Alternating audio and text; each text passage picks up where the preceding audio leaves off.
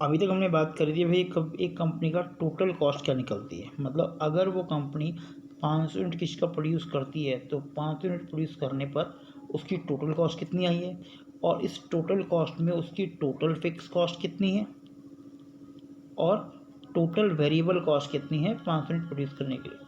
लेकिन अगर हमें ये पता करना हो कि पर यूनिट कॉस्ट क्या आ रही है, 500 यूनिट पे, 600 यूनिट पे एक अगर यूनिट बनाता है तो एक यूनिट कॉस्ट क्या आएगी, ताकि वो उसकी सेलिंग प्राइस फिक्स कर सके। तो एक यूनिट की कॉस्ट निकालने के लिए जो कॉन्सेप्ट हमारा आता है उसे हम कहते हैं एवरेज कॉस्ट।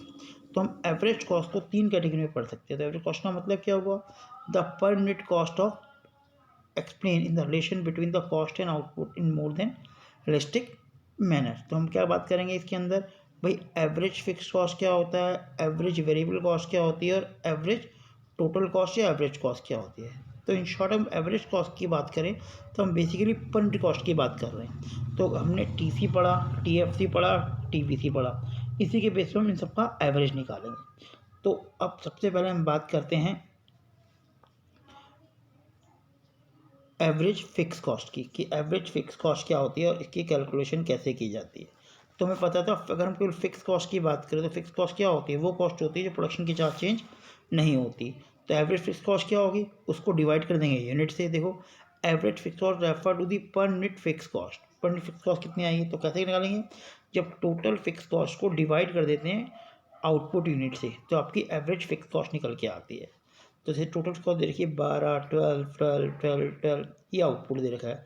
तो एवरेज फिक्स कॉस्ट कैसे आएगी, एफसी कैसे आएगा, इसको डिवाइड करेंगे इससे। तो 12 डिवाइड बाई 0 इन्फिनिटी आता है, फिर 12 डिवाइड बाई 1 12 आएगा, 12 डिवाइड बाई 2 6 आएगा।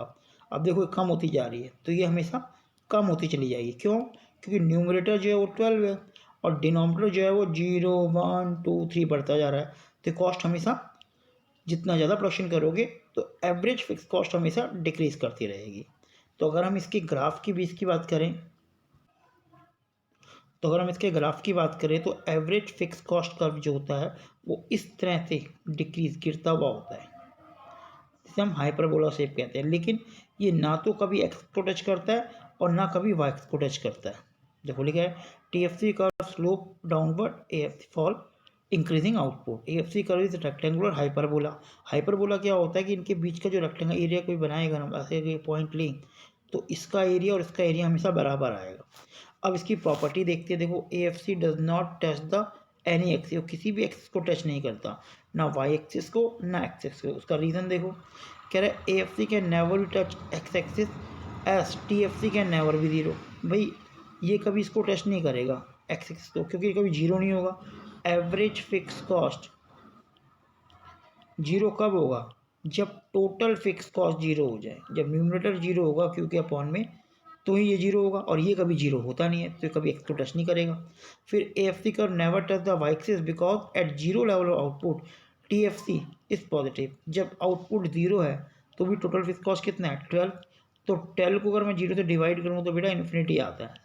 तो ना तो कभी एक्स को टच करेगा और ना कभी ये वाई एक्स को टच करेगा। लिखा है ना टीएफसी इज पॉजिटिव। मैं दोबारा पढ़ता हूँ, AFC can never be touch the Y axis because at zero level of output TFC is a positive value and any positive value divided by zero will be any positive value divided by zero will infinity।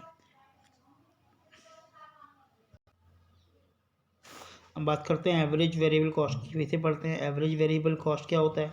Average variable cost होता है total variable cost divide by quantity. तो इसका मतलब ये per unit variable cost को indicate करता है। तो average cost refer to the per unit variable cost of production. अब इसके ग्राफ की बात करें टेबल के बेस पे तो हमें आउटपुट दे रखा है 0, 1, 2, 3, 5 तक, और ये टोटल वैल्यू कॉस्ट दे रखी है। जब हम इसे डिवाइड करेंगे तो वैल्यू क्या आई, 6 डिवाइड बाई 1 6, 10 डिवाइड बाई 2 5, फिर 5, फिर 6, फिर 7। देखो पहले ये कम हो रहा है और फिर ये बढ़ रहा है।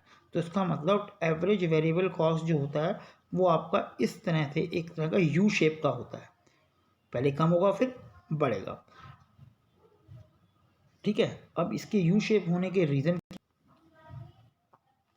तो हमारा एवरेज वैल्यू कर्व प्लॉट जो किया कर्व किस टाइप का यू शेप का हो गया। इसका रीज़न क्या होता है, वही लॉ ऑफ वेरिएबल प्रोपोर्शन जो हमने फैक्टर प्रोडक्शन के पढ़ा था कि लॉ ऑफ प्रोपोर्शन इसमें अप्लाई होता है कि इनिशियली हमारा प्रोडक्शन बढ़ता है तो कॉस्ट कम होती है, फिर प्रोडक्शन गिरने लगता है तो कॉस्ट बढ़ जाती है। तो लिखा है इनिशियली एबीसी का falling due to increasing return to a factor.